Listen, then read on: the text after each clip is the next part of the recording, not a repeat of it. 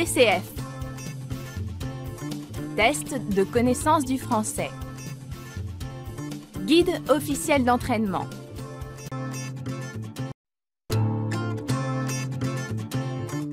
Compréhension orale. Section 4. Cette section est composée d'extraits de documents radiophoniques. Chaque extrait est suivi d'une ou de deux questions. Vous n'entendrez les extraits radiophoniques et là où les questions qu'une seule fois. Lisez les réponses écrites et cochez la case correspondante. Pour vérifier si vous avez choisi la bonne réponse, consultez les corrigés. Enregistrement numéro 1. En 1972, Pierre Leblanc avait reçu le prix du meilleur acteur à Cannes pour son rôle dans Un voyage sans histoire de Frédéric Lestrade et un deuxième en 1994 pour L'homme qui venait de loin de Mathieu Bonchartron. À la fin de sa vie, il était remonté sur les planches comme à ses débuts. L'actrice Maryse Roger. Il était doué pour tout. Tout le monde se souvient de lui, de ses personnages inquiétants, mais il a aussi joué des types rassurants. Il adorait faire rire et il savait s'y prendre. On l'a connu sentimental, souvent, mais aussi violent, secret. Jamais d'une seule pièce, avec des nuances. Oui, vraiment, il savait donner vie à toutes sortes de... Tout ce qui peut se trouver à jouer pour un immense acteur. Et vraiment, je crois qu'il a tout essayé. Je ne me souviens pas qu'il ait raté un de ses emplois, que ce soit au théâtre ou au cinéma. Je ne parle pas du succès, ça ne dépendait pas toujours de lui. C'est bizarre parce que c'est au théâtre qu'il a débuté. Le cinéma, il y est venu relativement tard. Lui, il se considérait comme un homme de théâtre. Il le disait, même s'il ne parlait pas beaucoup de lui. Quand il s'était vu sur grand écran, il l'avait mal supporté. Il ne s'aimait pas du tout au cinéma. Son physique lui déplaisait, même s'il avait un charme fou. Ce qu'il aimait, ce n'était pas sa personne, c'était les gens, c'était la vie. Il était curieux et voulait découvrir une foule de choses, pas seulement dans le métier, dans la vie. Surtout, il détestait créer des problèmes. Il parlait fort, il était passionné, mais il avait un cœur d'or qu'il ne laissait pas passer une occasion. Et dans ce milieu, c'est très rare, n'est-ce pas, d'aider les autres, sans le montrer si possible. Bref, c'était un homme profondément gentil. Question 1. Parmi les qualificatifs suivants, lequel est attribué à l'homme dont il s'agit?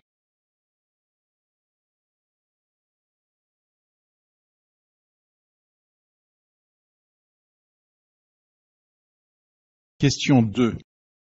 À propos de son travail, quelle affirmation correspond à ce qui est dit dans le document?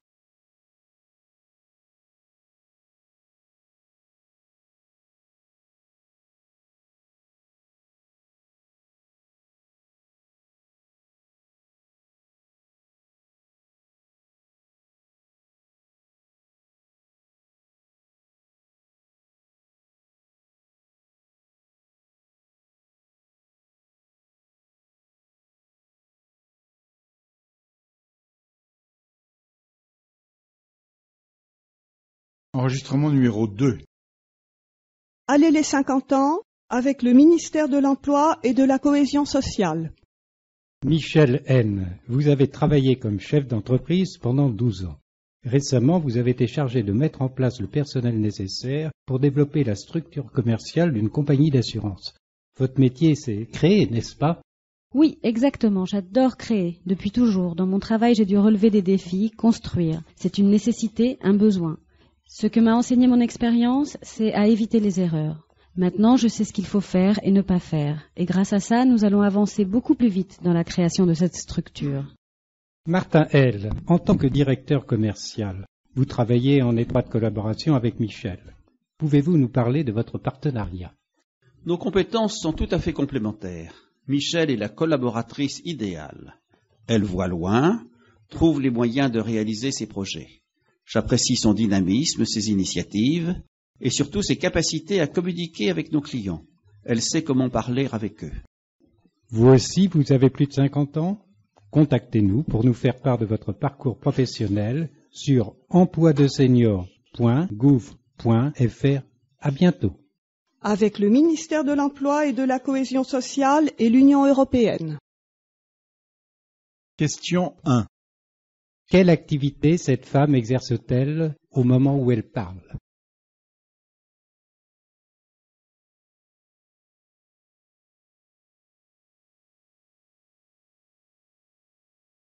Question 2. Pour quelle raison est-elle interviewée?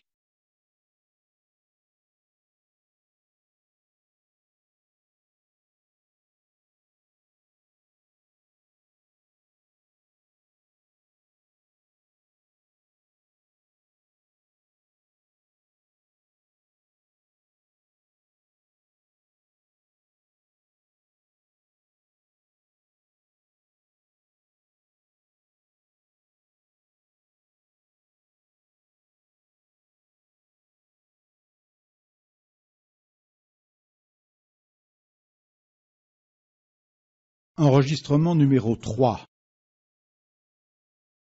Nous rencontrons Marie-Odile chez elle, à Colombes, dans la banlieue parisienne.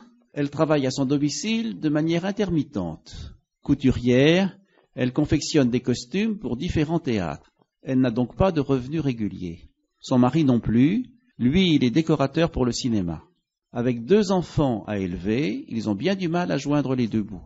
Il y a 2 ans, Marie-Odile cherche un dentiste pour se faire soigner une dent. J'ai téléphoné pour prendre un rendez-vous. Comme je savais qu'il faudrait présenter des papiers pour la sécurité sociale, j'ai tout de suite dit que j'étais à la CMU. Je préférais prévenir tout de suite pour qu'il n'y ait pas de malaise. Et là, aussitôt, l'assistante m'a dit « Ah non, dans ces cas-là, malheureusement, ce n'est pas possible. Nous ne recevons pas les CMU. » J'ai essayé ailleurs, pareil, ou enfin presque. Quand ils ne refusaient pas les CMU, moi je demandais « Est-ce que je dois payer les soins avant d'être remboursé ou pas ?» La réponse était toujours « Oui, vous avancez les frais et après vous êtes remboursé. » C'est assez cher le dentiste, tout le monde sait ça. Et nous n'avons pas d'économie. Je ne veux pas, si on commence à avoir des dettes, non, à la banque ça passera mal, évidemment. On ne peut plus s'en sortir si on doit emprunter. En tout cas, tout ce qu'on me disait chez les dentistes contredisait ce qui est écrit dans le dossier de la CMU. Alors qu'est-ce qui s'est passé? J'ai fini par laisser tomber. Voilà, j'ai expliqué. Si je dois avancer l'argent, je préfère attendre. Tant pis, on verra plus tard. Marie-Odile souffrait, elle a donc continué malgré tout à appeler d'autres dentistes et a fini par en trouver un qui a accepté de la soigner sans lui demander d'avancer le règlement des frais. Ce qui est sûr, c'est que maintenant j'ai un dentiste. Seulement j'ai eu un mal fou avant de le trouver. J'ai dû appeler dans presque toutes les communes du département. À mon avis, il faudrait informer correctement tous ceux qui ont la CMU, les renseigner sur leurs droits et sur ce qu'on doit répondre quand il y a des difficultés. La réalité est simple, les médecins n'ont pas le droit d'exiger une avance des frais. Aujourd'hui, Marie-Odile a pris confiance et elle déclare que si un médecin ne respecte pas la loi, elle ira en justice. Question 1. Quelle phrase correspond à ce que nous savons de Marie-Odile?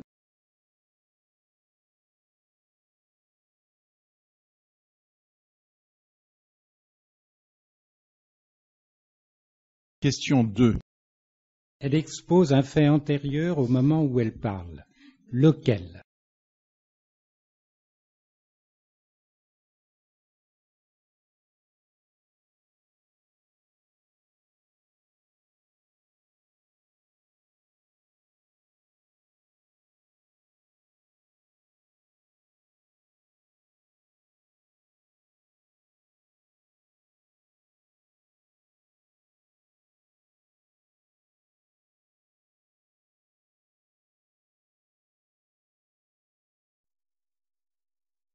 Enregistrement numéro 4. Comme d'habitude à cette heure-ci le samedi matin, quelques propositions de sortie dans le cadre des festivals de ce week-end. Tout d'abord, j'ai noté la ville de Roscoff. Roscoff où se tient pour la 17e fois le festival du film des mers et des océans. Le thème retenu, histoire de pêcheurs, est suivi d'un sous-titre en forme de question. Des pères nourriciers ou des aventuriers? Point d'interrogation, donc. Les organisateurs ont sélectionné une 50aine de films, des fictions et des documentaires qui permettent de s'interroger sur les conditions de vie des pêcheurs et de leurs familles, hier, aujourd'hui et demain, à envisager pour ceux que ce domaine intéresse, tout ce week-end à Pessac. Plus au sud, mais toujours vers l'ouest, les amateurs de grand large peuvent se rendre à Rochefort, en Charente-Maritime, à l'occasion du salon des livres de navigateurs. Plusieurs dizaines d'écrivains, de photographes, mais aussi de sociologues, de voyagistes, sont invités à des débats et signatures. Des milliers d'ouvrages sont exposés. Sachez que Michel Trident est le président d'honneur de cette 17e édition qui vous attend à la Corderie Royale. Passons dans le centre à présent à Clermont-Ferrand. Le festival Automne en Auvergne se termine avec de la danse. Ne manquez pas à 15 h demain dimanche, Figure pour solo. 3 pièces avec en particulier un solo du chorégraphe David Saulier, interprété par la danseuse Magali Daviet. Un très beau spectacle, 3 solos demain après-midi à Clermont-Ferrand. Descendons pour finir vers la Méditerranée, dans le Roussillon cette fois, à Saint-Cyprien. Le claveciniste Romain Marinstorg se produira ce soir pour un concert de musique de chambre dans cette commune célèbre pour les passionnés de musique baroque. Question 1. Sous quelle rubrique regroupez-vous les informations présentées dans cette section?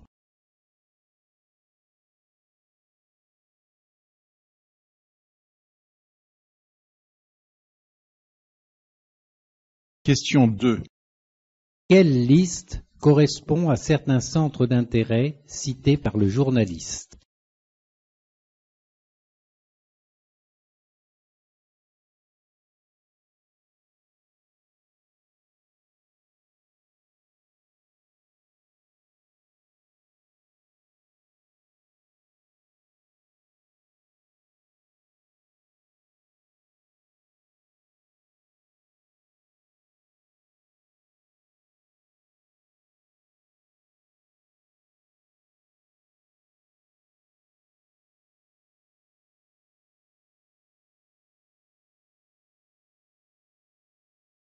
Enregistrement numéro 5. Côté sport, l'événement de cette fin de semaine est bien sûr le championnat du monde de natation. Que va-t-il se passer maintenant et où en est l'équipe de France, Antoine Duparc? Les sélections ont débuté ce mois-ci au Japon et elles se sont poursuivies toute cette semaine à Graz, en Autriche, où ce week-end nous pourrons assister au final. Demain, en effet, le grand bassin olympique verra le 200 mètres d'eau hommes, mais l'épreuve la plus attendue, celle qui passionne les foules, qui est fondamentale pour les amoureux de la discipline, c'est pour ce soir à 19h15. Ce soir donc a lieu la reine des compétitions, le 400 mètres d'eau hommes. Elle sera très disputée vu la liste des participants. Et là, la France compte sur un immense champion, le maître actuel dans cette discipline, Jean-Philippe Rompant. Rappelons que ce dieu de l'eau a remporté un titre olympique en juillet dernier en Italie. Il aime particulièrement l'Autriche, qu'il a déjà vu monter 2 fois sur le podium, avec une 3e place en 2004 et une 2e l'année précédente. Rien d'étonnant donc si tous les espoirs sont permis pour cette course, et elle revêt une importance considérable pour sa carrière, explique le Pyrénéen Jean-Philippe Rompant. Le rêve, c'est de gagner maintenant, parce que tout est encore possible après. C'est trop dur si vous perdez à mon âge. Je suis à un tournant à 24 ans. Parce qu'après, il faut remonter la pente, de saison en saison. La pression est intenable. Alors oui, gagner au championnat du monde, surtout le 400 d'eau, c'est idéal. Tout comme le fait d'être à Kitzbühel. L'environnement de la cité correspond exactement à ce dont j'ai besoin pour me sentir en condition. Je suis dans une situation, mon entraîneur, la préparation, tout est en harmonie. Comme ça, je peux produire le maximum. Qu'est-ce que ça change d'être champion olympique? Vos rapports avec les autres athlètes sont-ils différents? Vous êtes ici depuis 8 jours, quand vous les croisez dans la Cité des Sports. Ils se comportent comme avant? Oui et non. Regardez, partout vous voyez des champions, des championnes, et pas des moindres. Beaucoup d'entre eux et d'entre elles ont remporté des médailles. Moi aussi, je suis un Français, un Pyrénéen avec de belles médailles, et c'est comme ça, c'est tout. Bon, je mentirais si je vous disais qu'ils ne me saluent pas un peu plus. Oui, ils me reconnaissent, évidemment ils me demandent des nouvelles. Mais je ne suis pas la bête à abattre, loin de là. Non, ils ne me mettent pas davantage la pression et la médaille d'or, ils ne m'y font pas penser. Je ne l'ai pas plus en tête depuis que je suis arrivé ici. Qu'est-ce qui compte? Le goût de la victoire, c'est du bonheur, mais ce qui a aussi du goût, c'est la vitesse elle-même, ce qu'on ressent quand on nage vite, plus vite que les autres. Alors ce que je cherche pour le moment, et mon obsession, eh bien, je veux retrouver tout ça pendant le 400 et être sur le podium. Je veux gagner quoi. Bonne chance Jean-Philippe. Question 1. À quelle occasion cette interview a-t-elle lieu?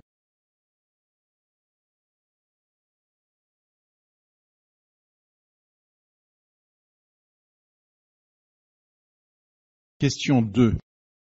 Qu'est-ce qui a changé pour ce champion depuis qu'il est célèbre?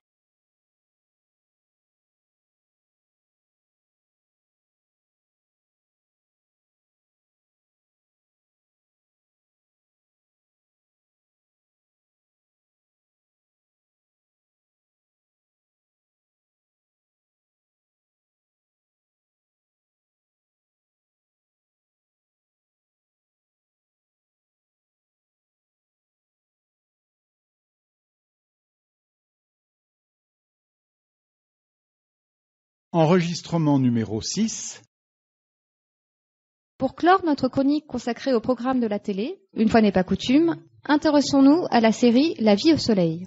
Il ne s'agit pas de n'importe laquelle, elle a gagné le cœur de très nombreux téléspectateurs. Elle passe sur la chaîne privée la plus regardée, tous les dimanches en fin d'après-midi depuis maintenant 10 ans, avec évidemment des interruptions et des périodes de rediffusion. Les fans pourront voir aujourd'hui le 348e épisode inédit de la très célèbre La vie au soleil. La recette du succès est bien simple. Réunissez des personnages de tous âges et milieux, pariant que vous allez donc toucher un public de tous les âges et de tous les milieux.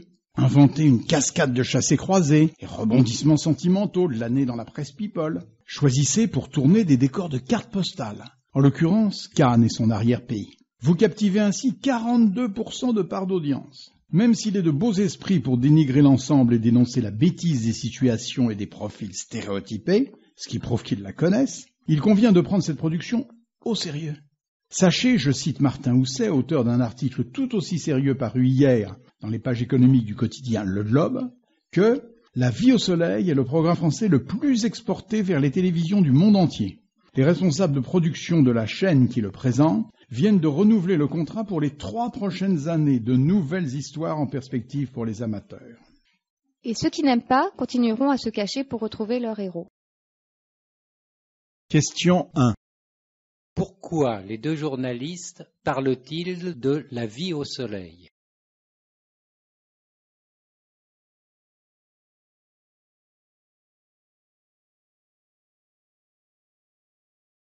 Question 2. Que va-t-il se passer avec la série La vie au soleil?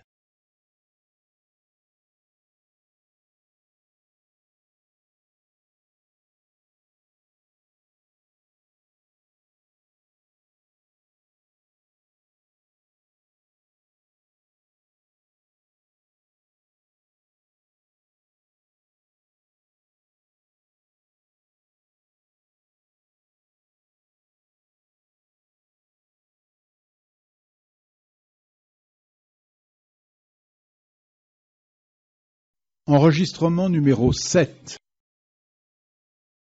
Un chien décoré de la Légion d'honneur. Il ne s'agit pas d'une plaisanterie, mais d'une récompense peu courante, bien que tout à fait conforme à la loi. Jeudi dernier, Cannelle, une chienne Saint-Bernard de 14 ans, a reçu le célèbre ruban rouge des mains du président de la République au cours de la cérémonie officielle de remise des distinctions de cet ordre prestigieux. Pamela Lemerle. Cannelle, aux côtés de laquelle se tenait son maître chien, a particulièrement mérité la reconnaissance de la patrie.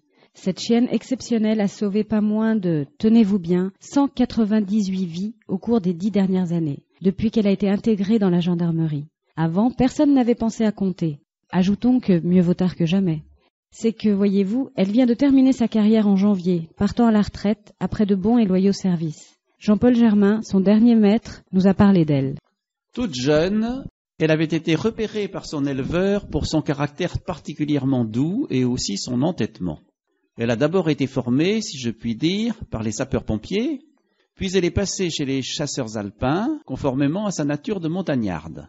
Les services de secours évoluant en raison de l'apparition des appareils de haute technologie, ce sont les gendarmes qui l'ont ensuite embauchée, et elle s'est spécialisée dans les interventions suite à des séismes et autres catastrophes. Elle connaît du pays, nos opérations à l'étranger étant nombreuses. Comment reconnaît-on ces chiens destinés au sauvetage? Ça se voit progressivement. Cependant, avant le dressage, l'animal présente des traits de caractère indispensables.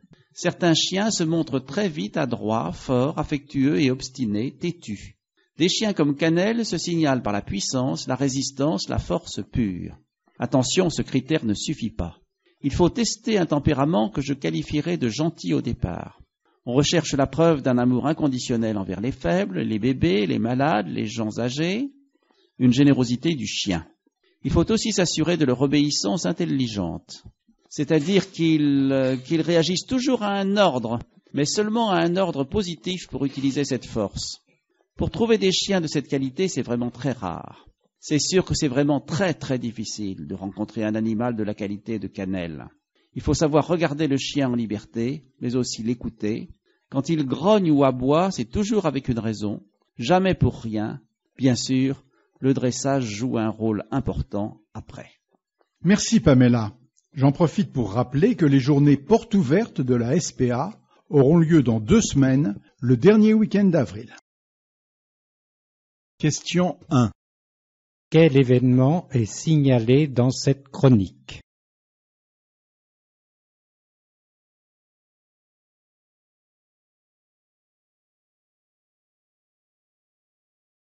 Question 2. Quelles caractéristiques sont nécessaires pour repérer un bon chien de sauvetage?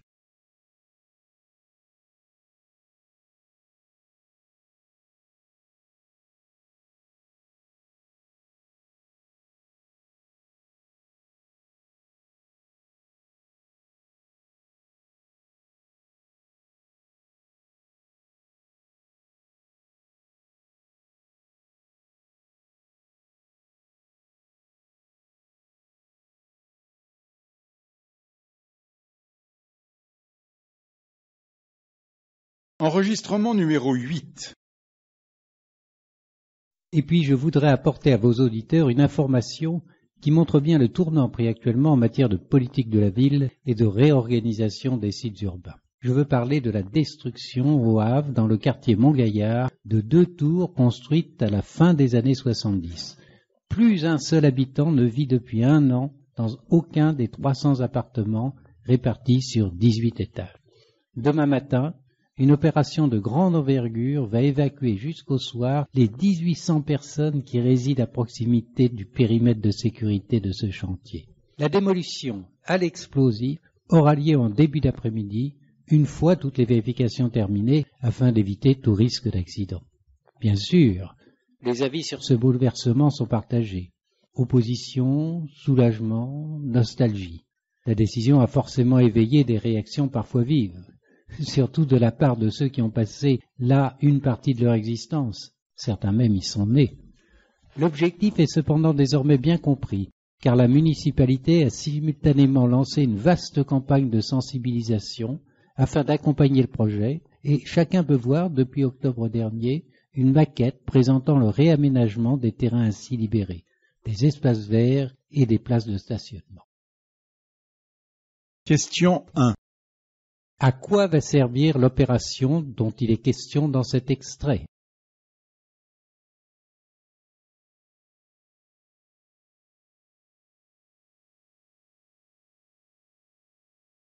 Question 2. Que demande la réalisation de ces changements?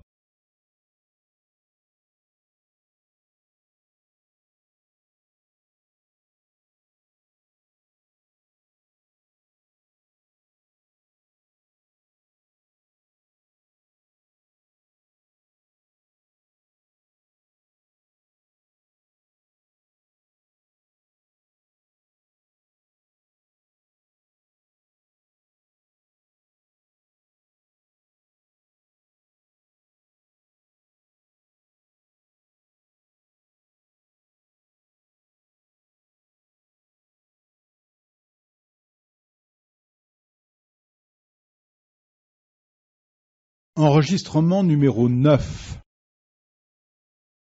Bien que la température soit particulièrement douce pour la saison, si vous avez mis le nez dehors, vous avez remarqué l'omniprésence des décorations de Noël.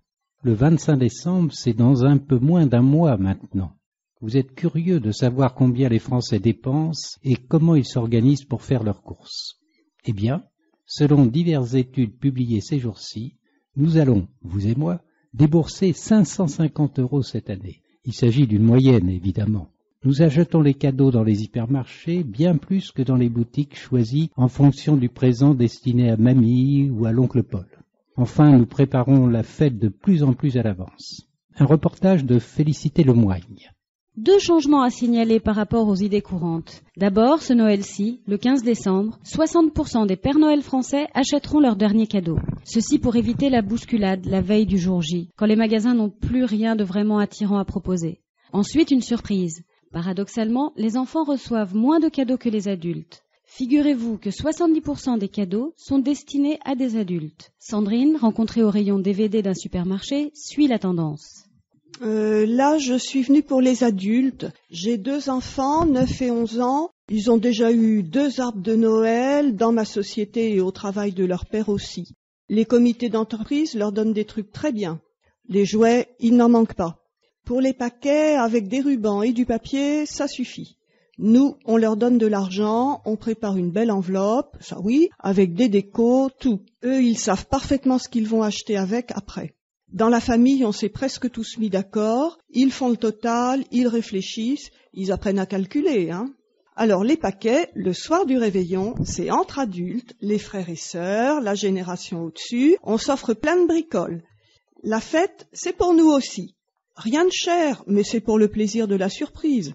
Quoi ? Des riens, je vous dis, des bougies, des CD, un tapis de souris marrant. Regardez ce que j'ai pris.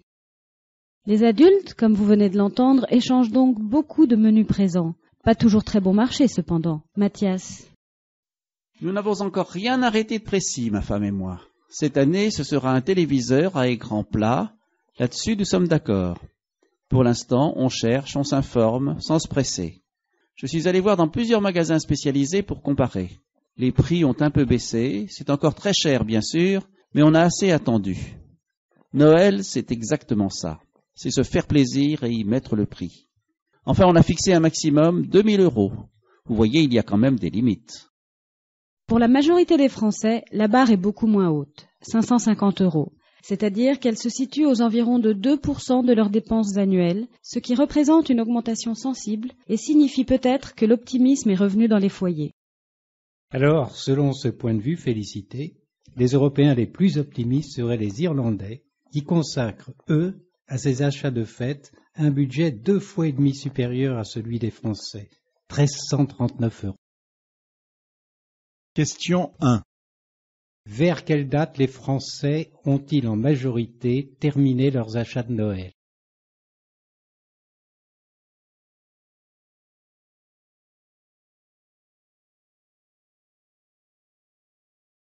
Question 2.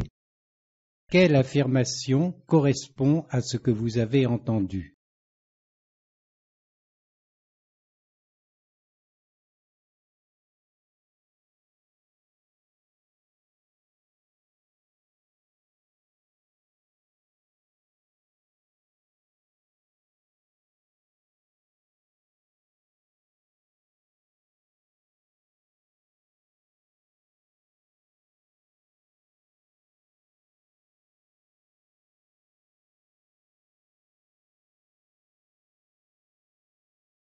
Enregistrement numéro 10. Inclassable, tant les domaines impliqués sont variés et étendus, l'Université des disciplines du cirque va ouvrir mercredi.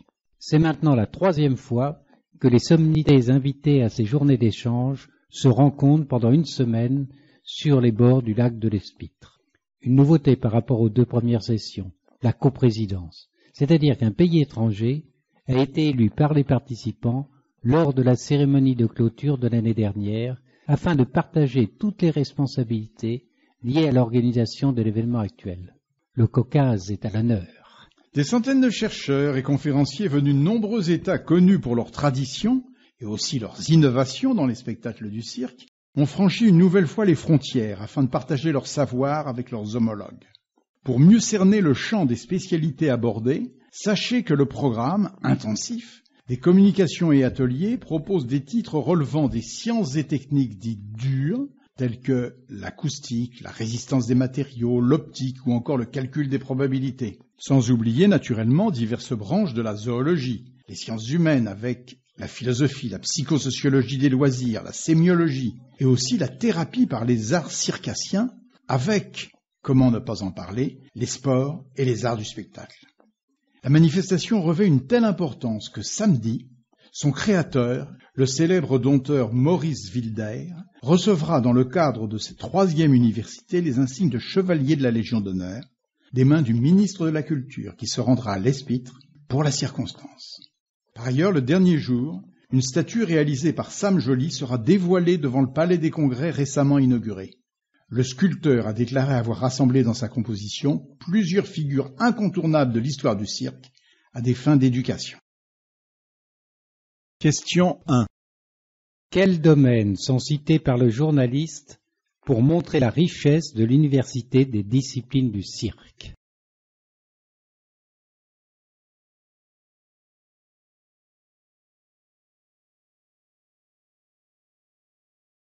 Question 2. Quel événement particulier sera célébré lors de cette 3e édition de l'Université des disciplines du cirque?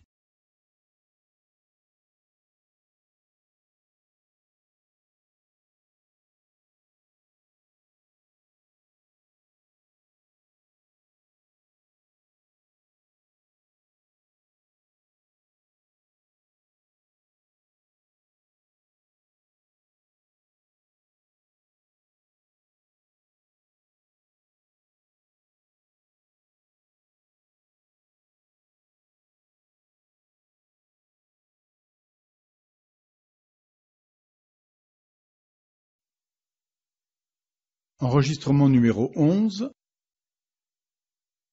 L'actualité du CD et des téléchargements autorisés. Chanson française. Une nouvelle compilation, une de plus mais qui tranche sur un paysage un peu plat ces temps-ci, est arrivée cette semaine dans les bacs des disquaires et sur les présentoirs de la grande distribution. C'est le dernier album de Martin Bonnevie, album intitulé Mon Alpha Z. Curieux titre. Qu'est-ce que ça veut dire, Martin? Il s'agit, t'as complètement raison, c'est une compile. Il m'est venu une idée en regardant les titres des bouquins qui paraissent depuis un petit moment. Bon, c'est une épidémie. Plein d'auteurs assez connus, des gens d'un certain âge, se mettent à publier toutes sortes de dictionnaires. Dictionnaire, plus un adjectif, plus 2, avec un complément de nom, quoi. Par exemple, dictionnaire énervé de la littérature. Enfin, pas tout à fait, mais tu vois ce que je veux dire. Ouais. Alors j'ai pensé que, puisque c'est la mode aussi, et pourtant moi je la suis pas la mode, hein. Bon, c'est la mode de rendre hommage à des chanteurs immenses en les interprétant à nouveau. Alors j'ai voulu réunir tous ceux et celles que j'adore pour les remercier, de m'aider à vivre, de m'ouvrir les yeux, la tête et le cœur. Pour le concept, je crois comprendre. Concrètement, ça s'est fait comment? J'ai évidemment beaucoup réfléchi, et puis j'ai sélectionné par titre. Parce que pour les noms ou les prénoms, ça tombait plutôt mal avec beaucoup de lettres. J'ai évidemment appelé mon vieux copain, Sylvain Repart, pour m'aider à ranger tout ça à la guitare classique. Après, j'ai discuté avec la maison de disques pour les convaincre. Ils avaient bien exprimé le désir que je fasse un album, mais ils n'ont pas tout de suite suivi pour ça. Quand même, il a fallu insister. De gain de cause, la preuve. Oui, j'ai expliqué que ça permettrait 2 ou 3 rencontres étonnantes. Ça, c'était un argument qui leur a plu. Et puis, je me suis mis au travail, chez moi, à la campagne. Tout le machin, hein. Alors voilà, c'est prêt. Mais j'en dis pas plus. À découvrir, vous pouvez lire le sommaire sur Internet et télécharger 2 titres gratuits. Bonne chance à toi, Martin, avec ton Alpha Z. Merci. Question 1. Qu'est-ce qui caractérise le nouvel album de ce chanteur?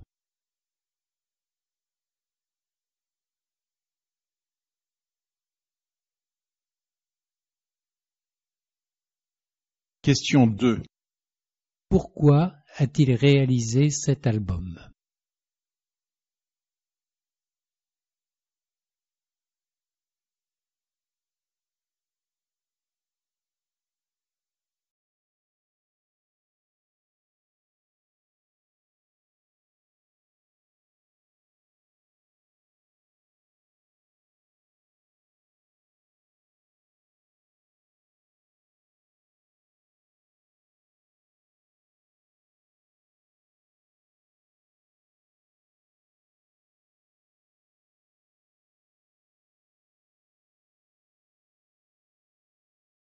Enregistrement numéro 12.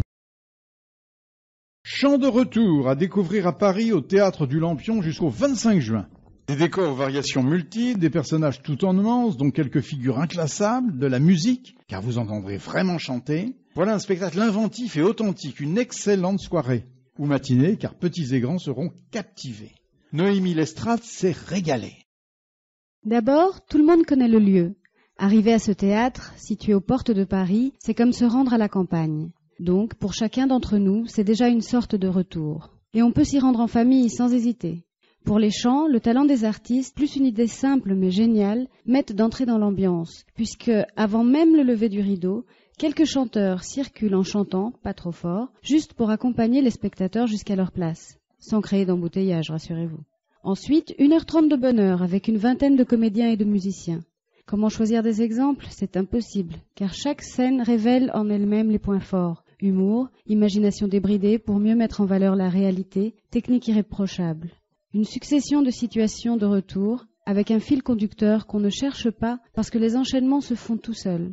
Un plateau fragmenté en compartiments mobiles qui permettent de passer en un clin d'œil d'un décor à un autre et même d'en utiliser plusieurs simultanément.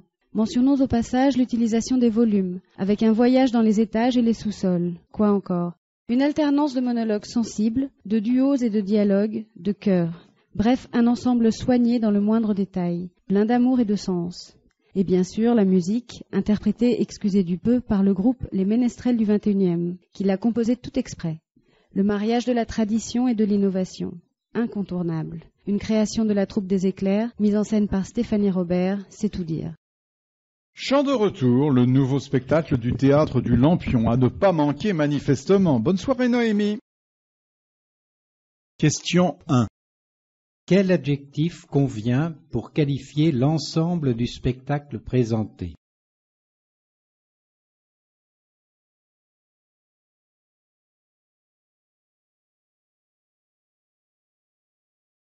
Question 2.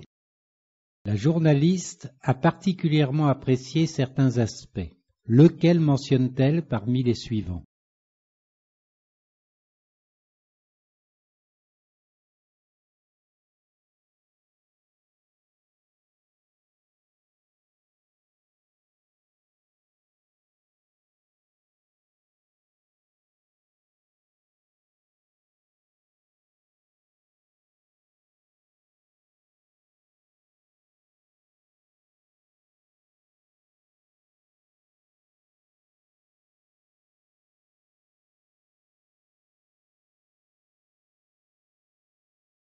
Enregistrement numéro 13. Les transports aéronautiques. Avec une innovation au rayon des transports à bord de moyens courriers, prendre l'avion à moindre coût, c'est ce que nombre d'entre vous font déjà depuis plusieurs années en achetant des billets à des compagnies dites low cost. Une naissance prévue dans ce secteur avec l'ouverture prochaine au printemps de Transavia.com, une filiale d'Air France. Annie Lévesque nous explique tout. Depuis plusieurs années maintenant, les voyageurs malins connaissent bien le low cost. La compagnie Air France, via une filiale qui sera mise en service au printemps, va permettre elle aussi de se déplacer à des prix parmi les moins élevés sur le marché. Quelles destinations sont visées? Essentiellement le Maghreb ou encore l'Espagne. Autrement dit, les pays proches très recherchés par les touristes français. À qui s'adressera cette nouveauté? À vous et à moi, directement. C'est-à-dire à des personnes privées, celles qui achètent des vols secs, mais aussi aux agences et clubs de voyage qui en feront bénéficier leur clientèle. Pour quelle raison c'est arrivé? Air France commercialise déjà cette formule, mais sa direction entend toucher les millions de consommateurs qui se rendent dans le bassin méditerranéen et recourt à des opérateurs étrangers basés en général dans les pays visités, Tunisie, Maroc, Turquie, Égypte ou autres. Il s'agit plutôt d'ailleurs de charter que de low cost, rares sur ces destinations. Le PDG de la compagnie nationale s'est montré sûr de la réussite de cette offre, aussi bien auprès des personnels privés que des agences de voyage. Question 1. Qu'est-ce qui, dans l'actualité, justifie la diffusion de cette information?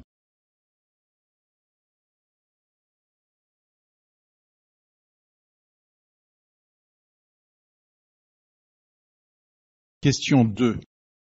Quelle affirmation correspond aux propos tenus par la journaliste?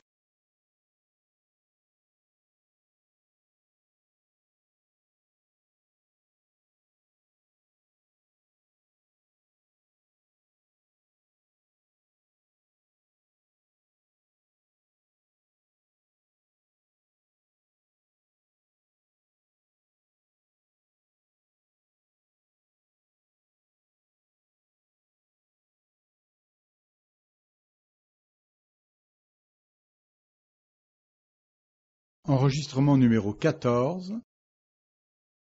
Ce soir, notre plage, Les Positifs, se penche sur une initiative prise par une poignée de très grands sportifs qui luttent avec acharnement et modestie contre le défaitisme.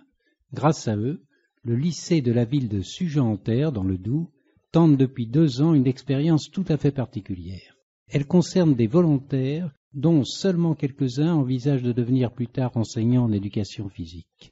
Ces jeunes se sont engagés à passer quasiment toutes les vacances du calendrier scolaire ensemble, de la seconde au bac, afin de préparer un projet sport-études. Martin Durium s'est rendu sur place en plein pendant les vacances de printemps. Le bateau Ville de Sugeant est amarré dans le bassin de plaisance du port de Chameillon, près de La Rochelle. L'un des membres de l'équipage, c'est lui qui m'a invité, n'est autre que l'ancien champion olympique d'équitation Antoine Roser. Rien à voir avec la navigation? Eh bien, vous vous trompez. En effet, le célèbre cavalier nourrissait, et ça continue, nourrit donc, avec sa passion des chevaux, celle des bateaux à voile. Antoine, comment en êtes-vous venu à diriger ce bateau-école? Il ne s'agit pas uniquement d'un bateau-école, vous allez voir. Je vais essayer de faire court parce que c'est une longue histoire. Ce qui existe aujourd'hui est le fruit de la combinaison d'amitié d'abord, d'échecs scolaires mal acceptés et de beaucoup d'entêtements en permanence. Je fréquentais le club de voile de Chameillon depuis l'âge de 11-12 ans et j'y croisais régulièrement plusieurs copains et copines fous de la mer. Il a suffi que nos enfants grandissent et que quelques-uns rencontrent des difficultés à l'école, alors que leur intelligence n'était pas du tout en cause, pour que nous cherchions tous à les tirer d'embarras. C'est ainsi qu'a commencé Oui, c'est exactement ça le mot, la galère des contacts avec des associations, des ministères, je vous passe les détails.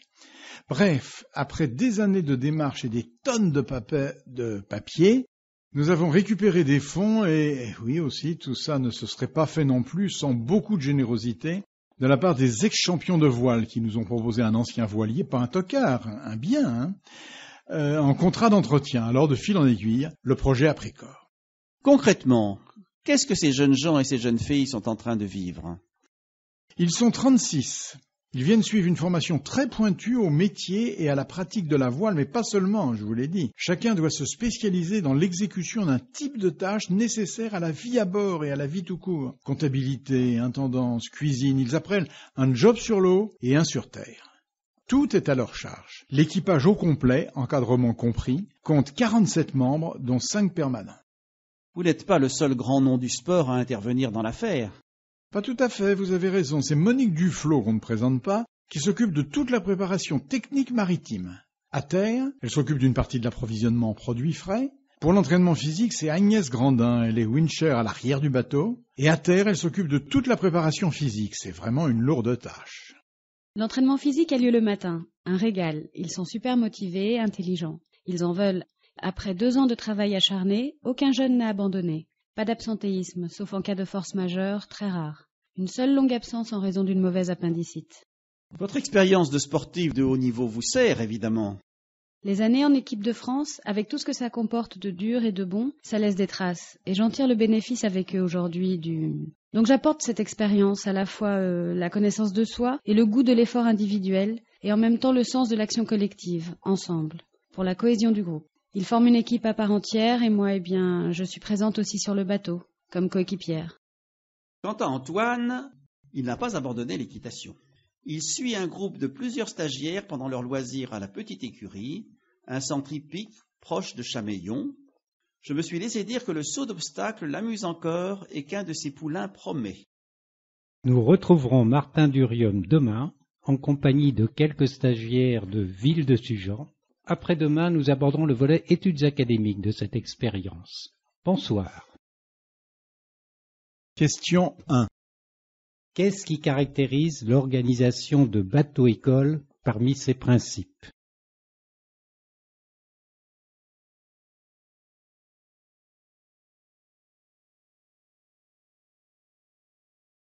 Question 2.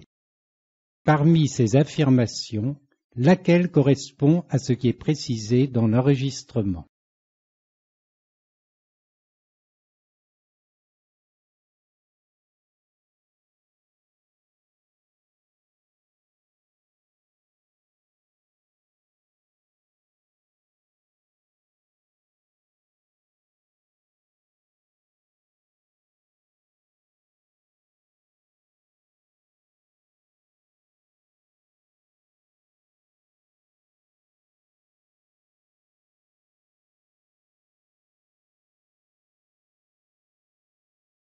Enregistrement numéro 15.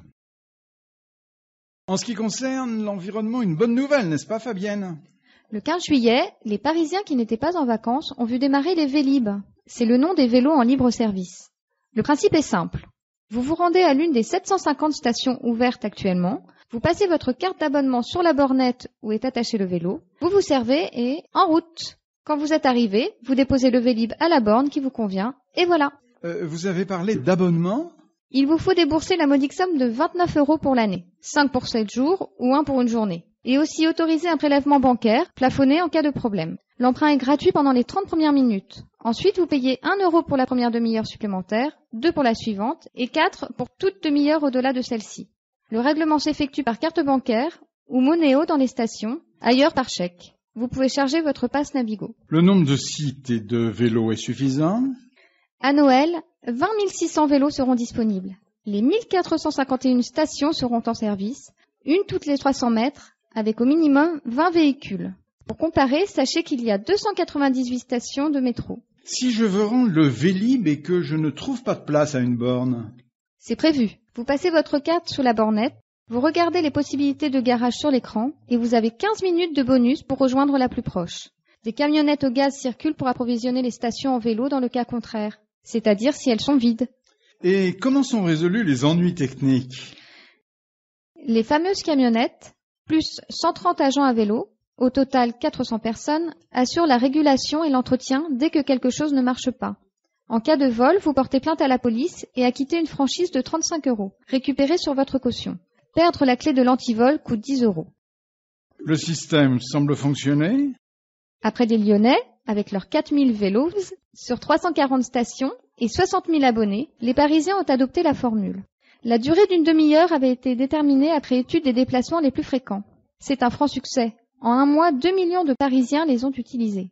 Les 10 600 unités en service parcourent quotidiennement 160 000 km sur les 371 km de pistes cyclables. Il faut réparer environ 40 vélos par jour pour les paniers cassés, des chaînes rompues, des roues voilées ou des défaillances de frein. 180 vélos dégradés, une centaine de vols et quelques dysfonctionnements, remboursés d'ailleurs, dans les paiements sont à déplorer. Les Vélib sont un peu lourds pour grimper les côtes et pour raison d'hygiène, c'est l'usager qui doit prévoir son casque. Attention, si vous installez un antivol ou une chaîne pour retrouver votre Vélib, les agents les coupent. Une affaire qui roule donc. Pour les étrangers aussi, car les informations données sur les bornettes sont en 8 langues. Respectez le code et soyez prudents. Question 1. Quelle indication sur le fonctionnement du système est fournie au cours de cet échange?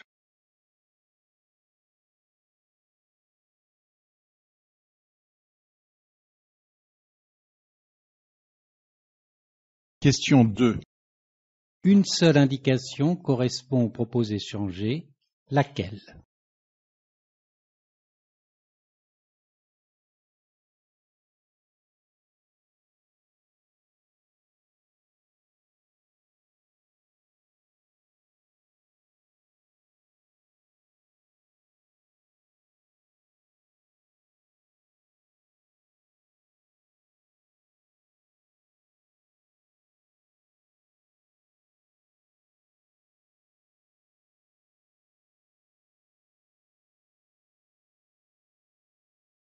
Enregistrement numéro 16.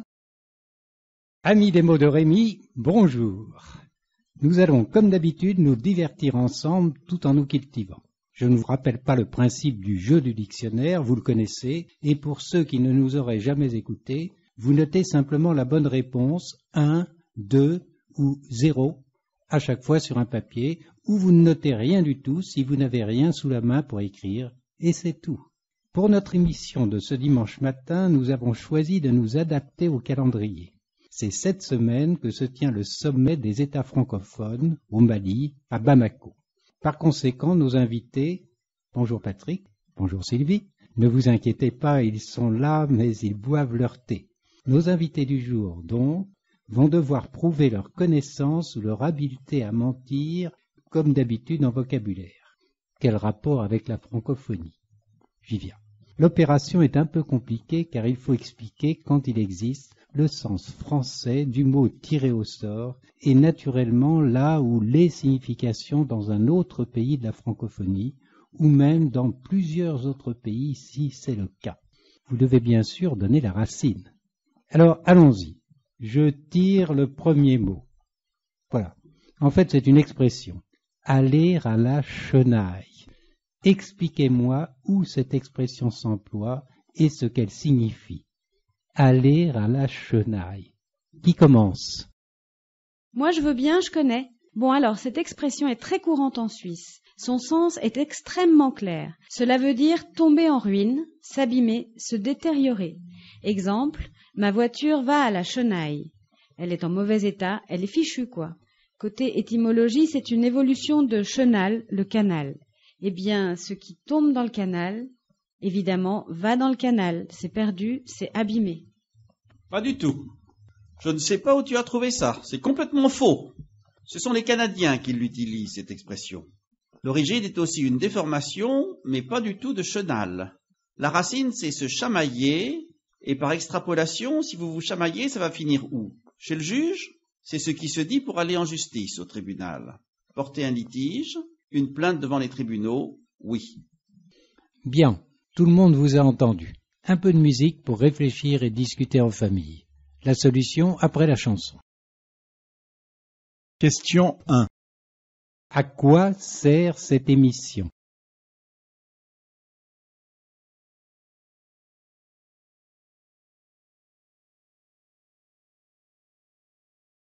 Question 2. Ce jour-là, que doivent faire les auditeurs si l'émission les intéresse?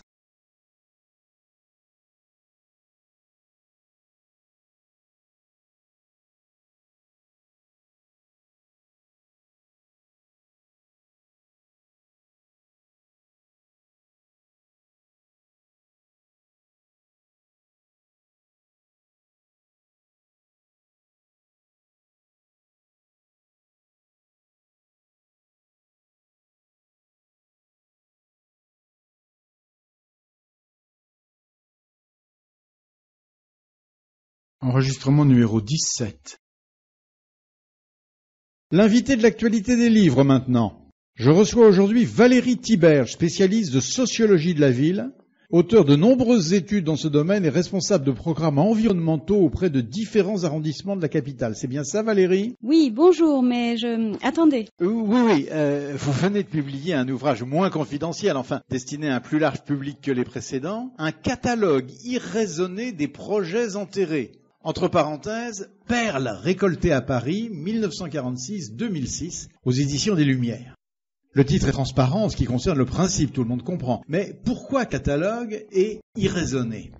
Vous avez raison de commencer par là, sinon on pourrait se tromper. Il faut d'abord expliquer que l'idée de tirer du néant des projets qui n'ont pas vu le jour m'est venue sur le terrain grâce à des bibliothécaires et des documentalistes scolaires qui préparaient une série d'expositions pour sensibiliser les élèves à l'histoire de leur ville. Pas à Paris, je précise pour n'embarrasser personne. Quand une proposition vraiment intéressante, et l'équipe avait soumis un dossier extrêmement solide et particulièrement intelligent, tout à fait réalisable à mon avis.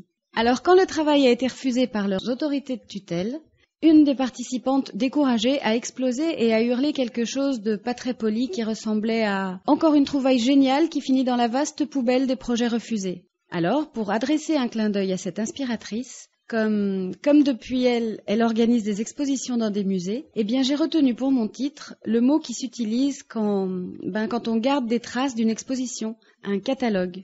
Et ces projets eux-mêmes alors, comment avez-vous procédé pour les recenser? Mais il n'a pas du tout été question de recensement. Il s'agit d'une fantaisie, irraisonnée. C'est l'histoire ce sont mes éclats de rire ou mes sourires, des souvenirs accumulés depuis longtemps. Quand je trouvais sans savoir que ça me servirait, ici et là, presque par hasard, des projets rigoureux et officiels dans la forme, mais en réalité très drôles. D'ailleurs, l'élaboration de ces dossiers ne devait pas amuser leurs concepteurs, enfin, je sais pas. Je n'ai pas une formation d'historienne pour consulter minutieusement des archives d'une manière méthodique et scientifique. Ce n'était pas du tout mon propos. C'est aussi une raison importante d'appeler cette publication catalogue. Je me suis contentée de fouiller à droite, à gauche, un peu comme les chineurs quand vous les voyez aux puces. J'ai donc réuni et classé à ma manière tout ce qui m'a amusé ou scandalisé en un catalogue irraisonné parce que c'est personnel. J'ai choisi, contrairement à d'habitude dans ma profession. Tous les soupçons étaient permis avec la parenthèse « perle ». Avec votre autorisation, je vais, pour montrer le genre, présenter quelques exemples. Question 1. Pourquoi l'auteur a-t-elle choisi le mot catalogue?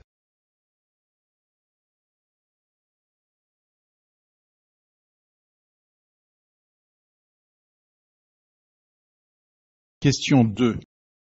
Quelle affirmation correspond au contenu du document?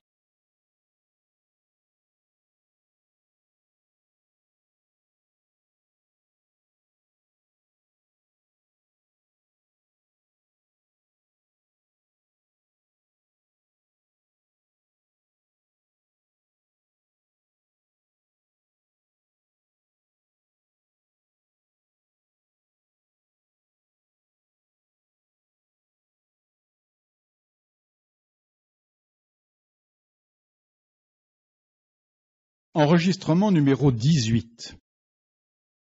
Alors, maintenant que vous avez renseigné notre auditrice, et c'est bien clair maintenant, nous savons comment faire en cas d'abus manifeste de la part du fournisseur d'accès Internet. Dites-nous, Romain Sainte-Claire, alors, qu'est-ce qui fâche le plus les clients des divers fournisseurs d'accès? Quand il s'agit d'informatique et de fournisseurs d'accès, les personnes à qui nous conseillons pendant nos consultations de monter un dossier, avec ou sans avocat, pour le tribunal d'instance, ces personnes viennent nous voir pour des litiges liés aux abonnements multiservices. Je veux parler des paquets d'offres tout compris, Internet, plus téléphone, plus télévision. Ce type d'affaires constitue une bonne moitié des demandes auxquelles nous avons à répondre. Voyons le scénario type. Au départ, presque toujours, surviennent des dysfonctionnements techniques. Tantôt la ligne téléphonique est inutilisable, tantôt la télé ne marche pas, ou encore la connexion de la messagerie électronique ne s'établit pas ou saute, voire rien ne fonctionne. Une bonne moitié des plaintes a pour origine l'incapacité à fournir au client le ou les services pour lesquels le contrat a été signé et pour lesquels il paie. La situation se dégrade dans bien des cas en amont en raison de problèmes bureaucratiques, de communication avec les sociétés prestataires. Et là, c'est l'autre volet. En relation étroite aussi avec la technique. D'ailleurs, la hotline, trop chère, les attentes prolongées, ou l'absence de réponse, mais aussi les lettres commandées qui restent sans effet, les explications qui ne correspondent pas aux questions, Ça, c'est donc la moitié des demandes. Et les autres alors? Le deuxième motif de plainte, c'est lorsque la décision du fournisseur d'accès a été prise, mais qu'elle n'aboutit pas. Les factures des abonnements, les prélèvements automatiques, tout continue, malgré la rupture du contrat avéré, arrêté en bonne et due forme. Oui, vous regardez l'heure. Alors, je voudrais insister pour conclure sur le fait que, bien sûr, le dommage est d'ordre financier. La perte de temps et d'argent est souvent importante. Il y a un coût, il est élevé. Mais l'atteinte la plus grave que tous mettent en avant, ce qui les conduit vers nous, c'est le mépris avec lequel ils sont traités, l'absence totale de considération. Le préjudice, il est toujours là, moral. Merci Romain Sainte-Claire. Je rappelle que vous êtes... Question 1. Qu'est-ce que les victimes dont il est question dans cette émission dénoncent systématiquement?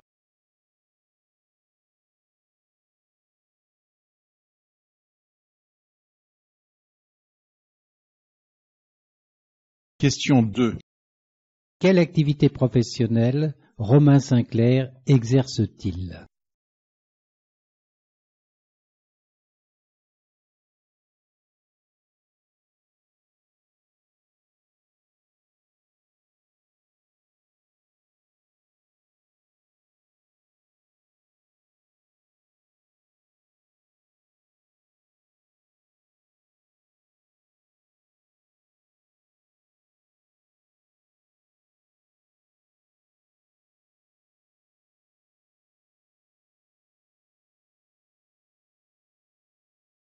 Enregistrement numéro 19. Notre gagnant au bout du fil, bonjour Antoine, vous êtes en direct. Bonjour. Alors, si vous êtes avec nous, c'est parce que vous avez trouvé la bonne réponse et que vous nous avez joint mais vraiment très vite sur notre standard. Nous sommes impatients. Qu'est-ce qu'il fallait trouver? Oui, c'est Irène Essonbois. Exactement, bravo. Avec Mélanie Fargeau. Mélanie Fargeau, que vous avez entendue dans cet extrait, félicitations. C'est elle qui tient le rôle de la fameuse Irène. Et elle est mariée, enfin pour l'occasion, avec Jean-Dominique Ruberstein, le réalisateur, qui d'ailleurs joue aussi dans le film. Il incarne un drôle de bonhomme plutôt inquiétant, pas très important, mais quand même. Il a voulu être aussi du côté des acteurs. Vous vous souvenez de l'histoire ? Pas trop bien, j'ai vu ça quand, au moment de la sortie, c'est loin. Je me souviens de paysages superbes, il me semble que ça se passe dans le Jura, en tout cas dans un village de montagne en hiver. Je revois une dispute sur la place devant l'église Vous savez, il reste quelques images très fortes, mais pour le reste... Eh oui, ça ne nous rajeunit pas. Irène et son bois, puisque nous parlons de cette œuvre, date de 1982.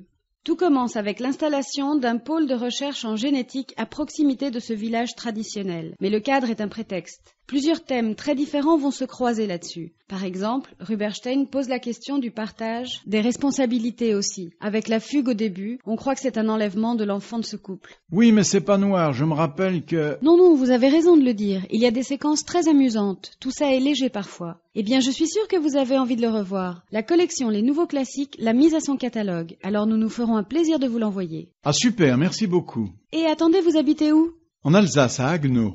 Alors vous n'êtes pas trop loin. Nous vous offrons un séjour pour 2, tout compris, dans un superbe hôtel 5 étoiles pendant le long week-end de Pâques à Annecy. Vous participerez au festival qui justement s'intéresse cette année aux films récents à thèmes multiples. Génial, merci beaucoup. Je suis sûre que vous n'aurez pas de mal à trouver quelqu'un pour vous accompagner. Profitez-en bien. Oui, pas de problème. Surtout, vous ne raccrochez pas tout de suite et vous laissez vos coordonnées à notre assistante. Au revoir. Question 1. Qu'a fait cet auditeur pour gagner ?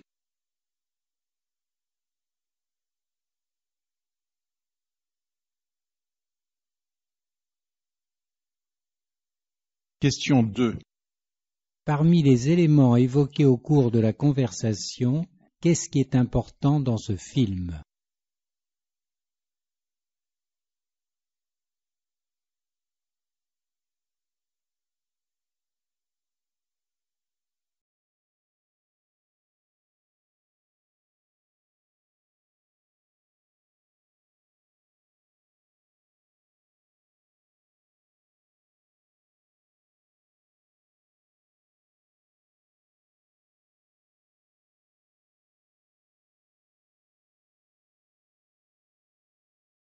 Enregistrement numéro 20.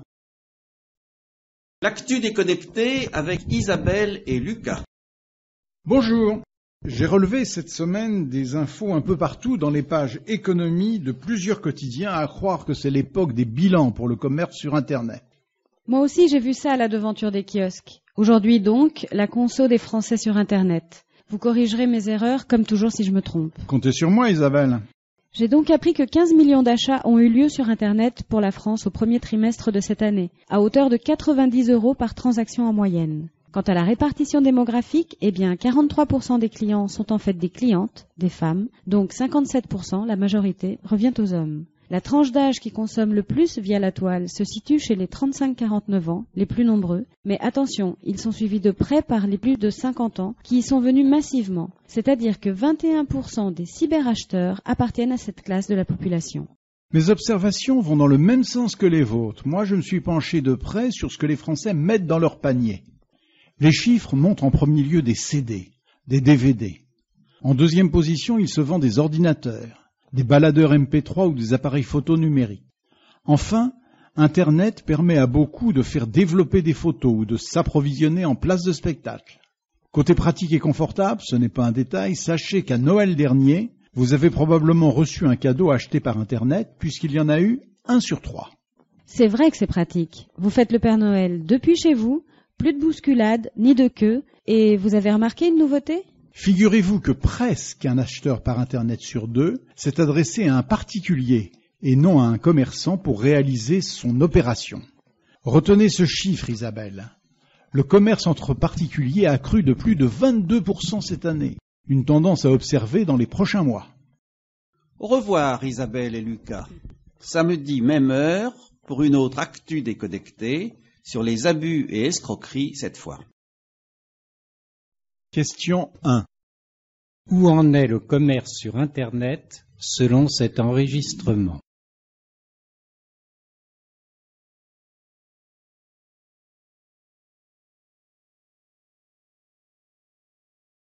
Question 2.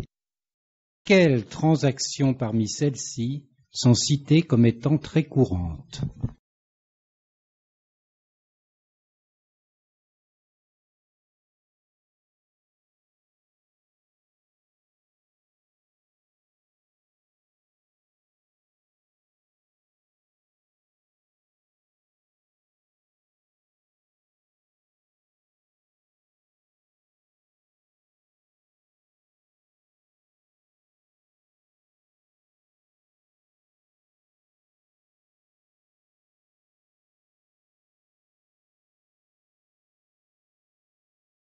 Enregistrement numéro 21. Aujourd'hui, vous êtes nombreux à ne plus hésiter, ou presque plus, à acheter vos billets de train, d'avion et pourquoi pas de bateau par Internet. Vous allumez votre ordinateur, vous ouvrez votre téléphone portable, tout ce qui permet de se connecter et de naviguer sur la toile, et en avant, la prospection commence. Ce n'est pas facile de s'orienter dans le labyrinthe des promotions. Certains d'entre vous y passent des nuits blanches et des week-ends s'ils cherchent la meilleure des meilleures bonnes affaires. C'est là, à mon avis, qu'une annonce concernant un nouveau service en ligne devrait retenir votre attention. Au moins, le contenu mérite qu'on s'y arrête un peu. Vous vous rendez sur le site de la SNCF, qui a l'exclusivité de ce système nommé éco-comparateur. En un seul mot, mais avec 2 majuscules. Oui, d'accord, pour Internet, ça ne sert à rien de préciser ce point, mais moi, j'ai une pub papier devant les yeux.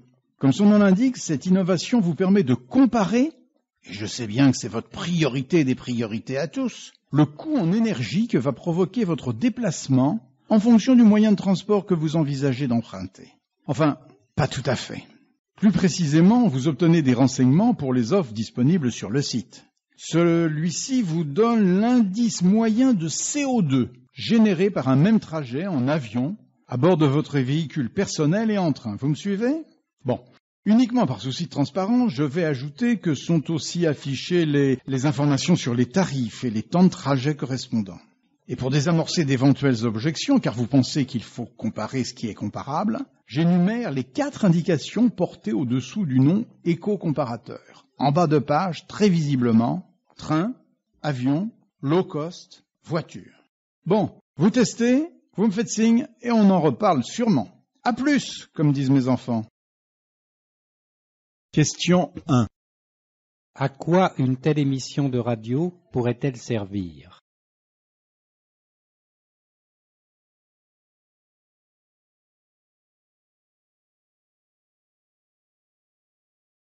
Question 2.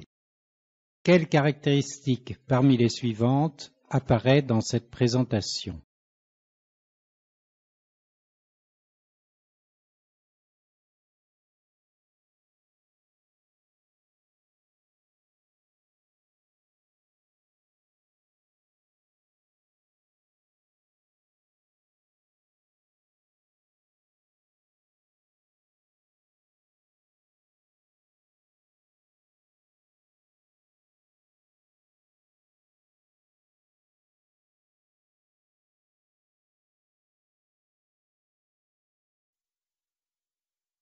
Enregistrement numéro 22. Début hier du festival Mondigraphie, qui, et c'est pas sa seule particularité, tourne autour de Paris dans la Petite Couronne, dans un périmètre de 4 km au-delà du périphérique. J'ai rencontré Lionel Deus, son créateur, et le responsable de son édition actuelle, la 5e. Oui, le festival a commencé hier et va se prolonger jusqu'au 21 mai. 25 villes de la périphérie de Paris participent activement aux diverses manifestations. Beaucoup de cités voisines ont apporté un soutien financier et organisent des activités qui en découlent. Il va se passer beaucoup de choses, puisque l'idée consiste à déplacer et faire se déplacer tous les styles actuels confirmés en peinture et en dessin au sens large.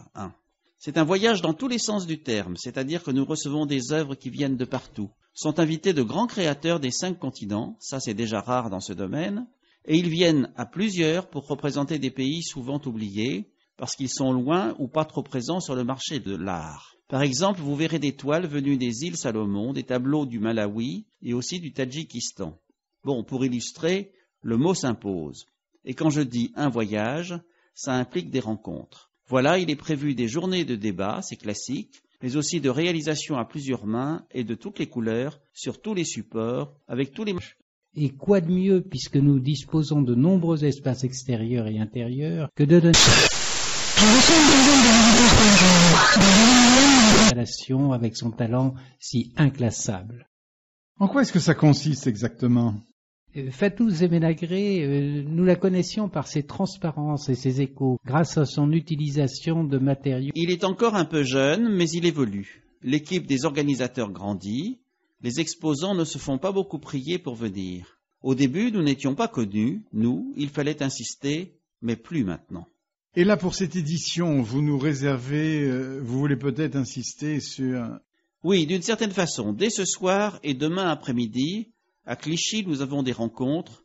Comme j'ai expliqué, des débats avec des créations ponctuelles que nous avons intitulées Exaploration, parce que la nouveauté pour nous, c'est qu'aujourd'hui, ces cultures du monde, elles vivent et se développent dans tout l'Hexagone. Vous allez à Lille, à Rennes, à Limoges. Vous voyez là des ateliers dans lesquels l'Afrique est arrivée et a imprégné les murs, par exemple. Un installateur comme Goutin, il vous envahit les espaces avec des visages et des paysages comme à Mexico ou à Lima. En France, vous avez des diplômés des Beaux-Arts, des lauréats, des pensionnaires de la Villa Médicis, des autodidactes géants qui ont voyagé et ont rapporté des morceaux d'univers qu'ils restituent à leur manière à eux, et ça c'est extrêmement intéressant. C'est en accord total avec nos principes. Ce que vous signalez aussi dans votre interview au magazine Les Arts Vivants, ce sont les échanges. Un événement a déjà commencé hier soir, vous demandez à des peintres haïtiens, complètement inscrits dans la tradition populaire haïtienne, de travailler aux côtés de la parisienne Sabine Ocrias, d'artistes habitués à exposer dans les endroits les plus branchés et les plus hantés par les techniques dérivées de l'ordinateur. Oui, c'était l'ouverture des espaces de Thiais hier. C'est vraiment étonnant de voir toutes ces œuvres s'adresser des clins d'œil dans une sorte de complicité par les couleurs. Et ils signeront leur composition. Un autre point essentiel, nous avons tout préparé pour que toutes les rencontres soient facilitées. Ce n'est pas un festival où le public est prié de payer son ticket et de défiler poliment dans les différents endroits du programme. Partout où nous sommes présents, des artistes en chair et en os ont apporté leurs matériaux favoris du moment. Ils sont là, dans les salles, et tout le monde peut prendre un outil, marquer un support, inscrire sa propre trace, avec ses caractéristiques aussi, et retrouver une culture d'origine. Ça aussi, ce croisement-là, nous l'attendons. Ceux qui agissent loin sont venus agir avec ceux qui sont ici, de toutes les origines, et qui ont plutôt l'habitude de regarder. Merci beaucoup Lionel Deus. Vous en parlez de façon tellement passionnée qu'on a tous envie de voir le détail de tous ces ateliers sur votre site. Mondigraphie en un mot au pluriel.com. Tout sur les villes concernées, les événements, les participants, l'organisation. Question 1. Qui est invité à participer au festival Mondigraphie?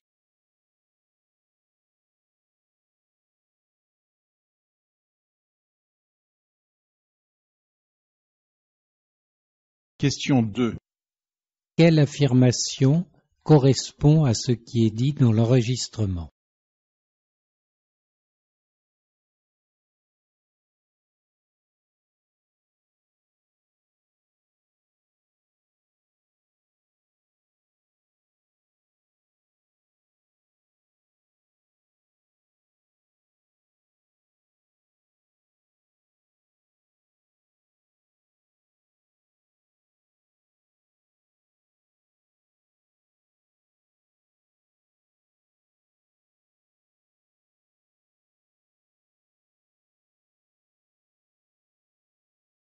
Enregistrement numéro 23.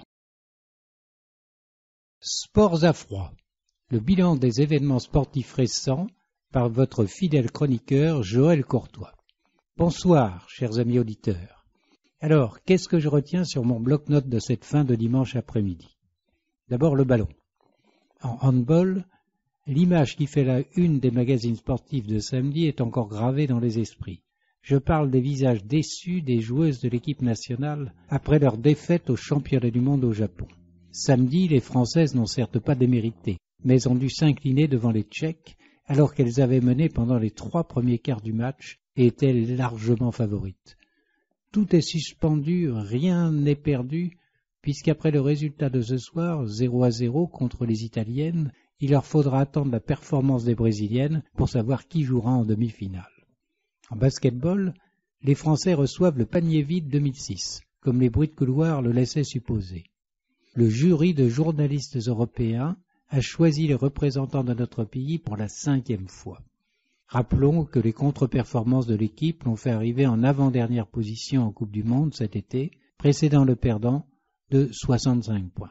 D'autre part, lors du championnat d'Europe, une série de blessures, sans gravité heureusement, n'avait laissé que 3 joueurs sur le terrain face à la Suède. Cette distinction ne rencontre tout de même pas l'unanimité. Vous pourrez lire les détails dans vos journaux favoris. Le panier d'or a, lui, été attribué à l'équipe de Pologne, ce qui n'a surpris personne vu les exploits réalisés par cette équipe solide et sérieuse pendant toute la saison. Passons à la voile. La transatlantique à l'envers se déroule dans des conditions difficiles pour les 3 bas-de-tête, le Speedbird australien, l'Allegro italien et le Fleur bleu. Ils affrontent en ce moment des vents inhabituels en cette saison. Les équipiers du Fleur bleu ont déjà dû réparer plusieurs fois le mât principal, et Marthe Cavalier a fait part de son inquiétude lors de la dernière liaison satellite. De quoi se réjouir chez nos amis anglais? La décision vient de tomber. Ce sont eux qui organiseront les prochains internationaux d'athlétisme en salle. Les rencontres commenceront le premier week-end d'octobre. Rappelons que les épreuves extérieures sont prévues pour ce printemps et vont démarrer dans 15 jours. Une très bonne nouvelle pour finir. L'an dernier, l'entraîneur de notre ceinture noire de judo, Samira Lanfro, avait déclaré qu'elle devrait abandonner la compétition en raison de problèmes de santé. Elle est guérie et revient en pleine forme pour défendre le 8 avril son titre de championne du monde à Buenos Aires. Question 1. Une nouvelle donne de l'espoir aux supporters français. Dans quelle discipline sportive?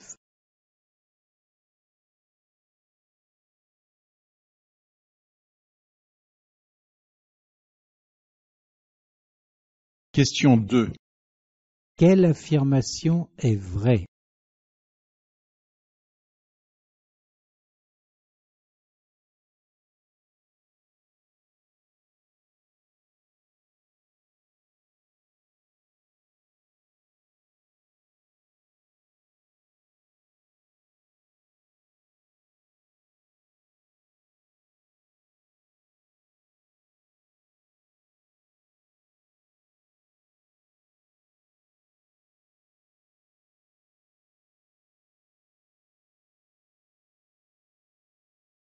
Enregistrement numéro 24.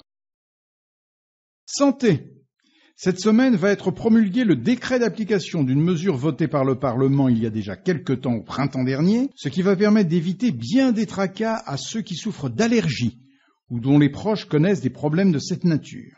À partir du 1er juillet prochain, dans les rayons d'alimentation des grandes surfaces et chez tous les détaillants du secteur, notamment les épiciers, sans exception donc, il faudra que le consommateur puisse, je cite le passage, lire sans effort, et c'est là que se situe la nouveauté réelle, une affichette très visible, en caractères aisément déchiffrables. Cette étiquette sera obligatoirement apposée sur les présentoirs à côté de celle qui indique le prix du produit. Alors, qu'est-ce qui devra figurer sur ce support? Eh bien, je cite toujours le texte, la liste exhaustive, c'est-à-dire complète, dans l'ordre décroissant de tous les ingrédients entrant dans la composition de telle ou telle marchandise comestible. Une série de clauses spéciales suit. Il n'empêche que c'est l'ensemble de la distribution alimentaire qui est concernée.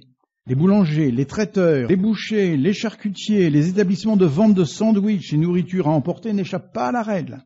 Compte tenu de l'organisation de l'espace dans leurs locaux, ils devront, à la même date, avoir installé des écriteaux, panneaux, ardoises ou panonceaux à l'endroit le plus approprié de leur magasin, là où chaque client passe systématiquement avant de demander ce qu'il désire acheter. Attention, cette loi s'étend aussi à tous les restaurants. Les menus et cartes devront être présentés de telle manière que tous les ingrédients entrant dans une préparation soient connus de celui qui va les commander. Différence avec la situation actuelle où assez souvent d'ailleurs les restaurateurs précisent uniquement la provenance des seuls aliments qui donnent leur nom au plat. Procédé insuffisant par conséquent. Une victoire du pot de terre contre le pot de fer. À force d'insistance auprès des pouvoirs publics, les organisations de défense du consommateur avaient réussi à se faire entendre dans différents ministères. La partie n'est toutefois pas complètement gagnée. Chacun se souvient des réactions très vives qui avaient accueilli le vote de cette mesure, les arguments les plus fondés portant sur la difficulté de mettre en place un tel dispositif. À suivre. Question 1. Quelles vont être les conséquences du décret présenté dans cette information?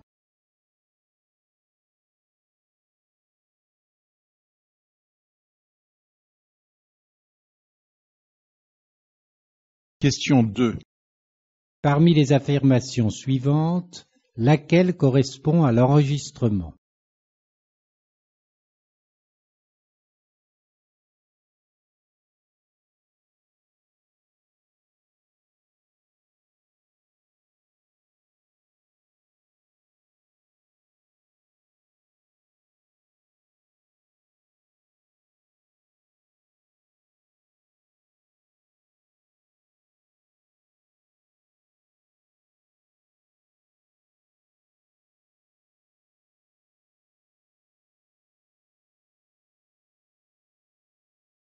Les réponses expliquées.